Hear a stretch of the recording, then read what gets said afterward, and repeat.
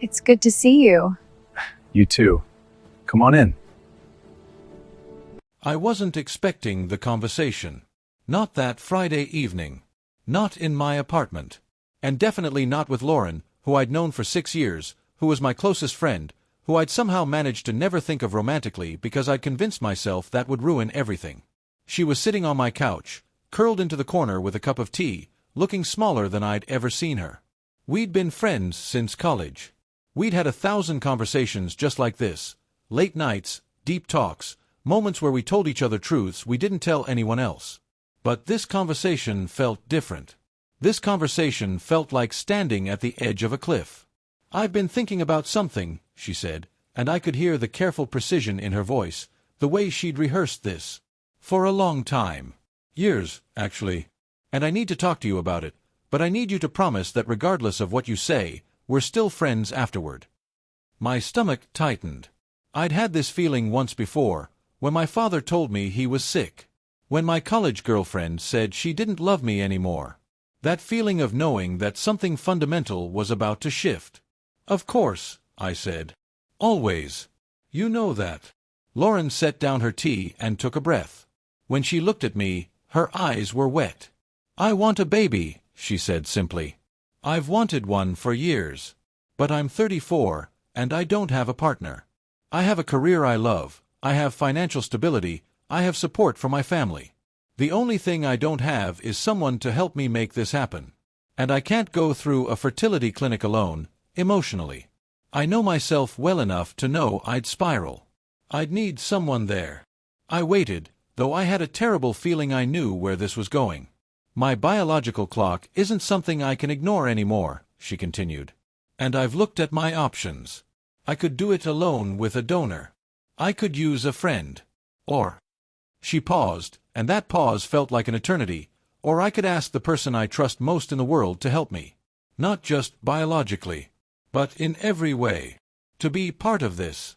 To be present." "Lauren," I started, but she held up her hand. "Let me finish. I know this is insane. I know this is a lot. But I also know that you're the best man I know. You're kind. You're stable. You'd be an amazing father. And I can't imagine doing this with anyone else. So I'm asking, will you help me have a baby?" I couldn't speak. The request hung in the air between us, impossible and inevitable at the same time. "You don't have to answer now," Lauren said quickly. "I just needed to ask. I needed to know if it was even possible." I thought about it for 3 weeks. I couldn't sleep. I couldn't focus at work. I replayed the conversation over and over, examining it from every angle. This wasn't a small thing. This wasn't a casual favor.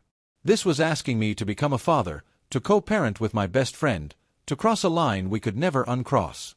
I called my therapist. I talked to my mother. I sat alone in my apartment and tried to figure out what I actually wanted versus what I thought I was supposed to want. And the thing was, I couldn't find a reason to say no. I had always wanted to be a father. But I'd been waiting for some perfect relationship that never materialized. I'd been waiting for the right woman, the right timing, the right circumstances. And while I was waiting, life was passing by. And Lauren, who I cared about more deeply than I'd ever admitted to myself, was running out of time. On a Thursday evening, I called her. "Yes," I said before she could even say hello. "The answer is yes." There was silence on the other end. Then, "Really? Really? But we need to talk about what this means. We need to be clear about expectations. We need to make sure this actually works before we do this." "I know," Lauren said, and I could hear the tears in her voice. "Thank you. Thank you so much." The next 3 months were the most intimate I'd ever been with anyone. We started with conversations. Deep, difficult conversations about what kind of parents we wanted to be, about how we'd handle disagreements, about the logistics of custody and finances, and the reality of raising a child together without being romantic partners. "I need to ask you something," Lauren said one night as we sat in her apartment, surrounded by notebooks where we'd been planning. "And I need you to be honest with me." "Always," I said. "Why did you say yes?" "Really? Because I know this is huge, and I know you didn't have to, and I'm trying to understand why you chose to." I thought about how to answer.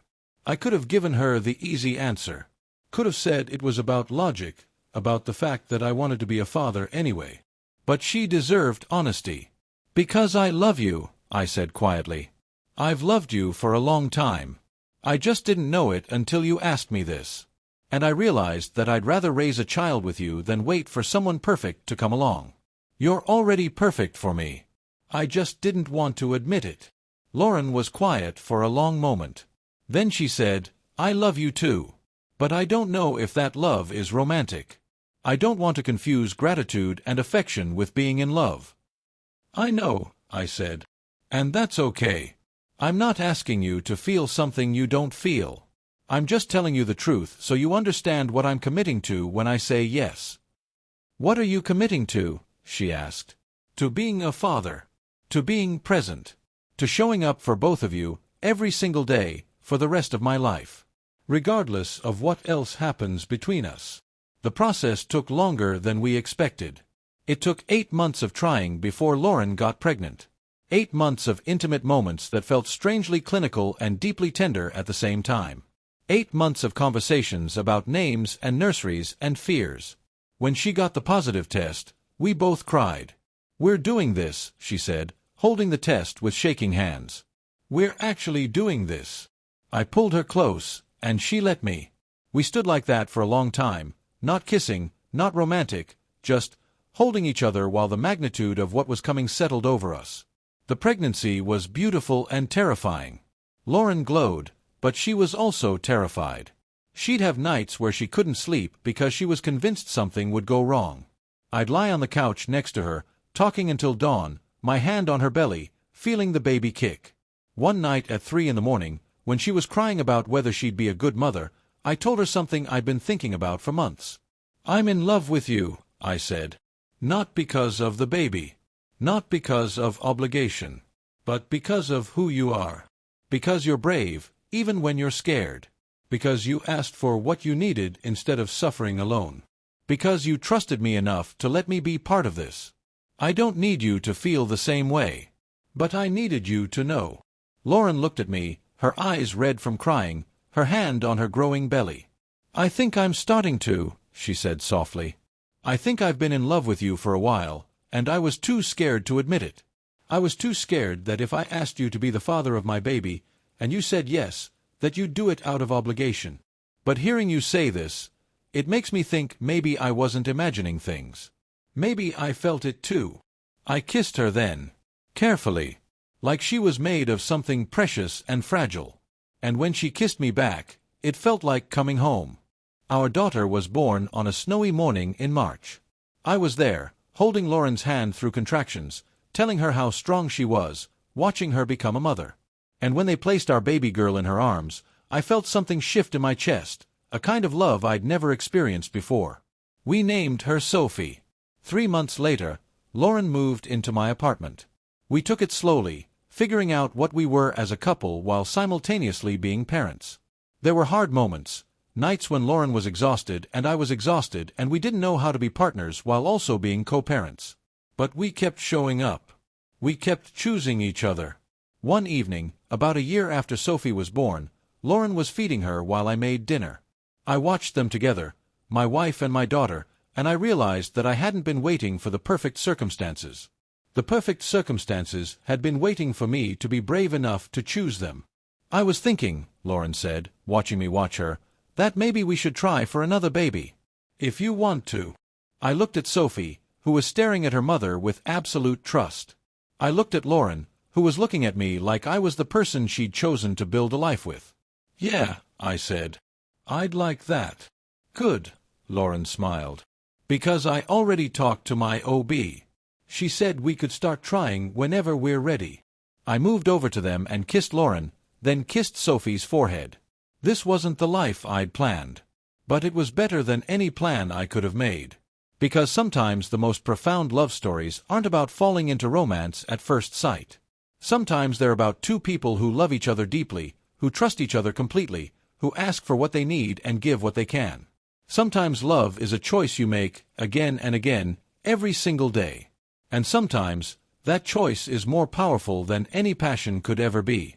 If you enjoyed this story, don't forget to hit that like button, subscribe for more heartfelt tales, and drop a comment letting us know where you're listening from. We'd love to hear your thoughts and connect with you. Thanks for being part of the Unscripted Stories community.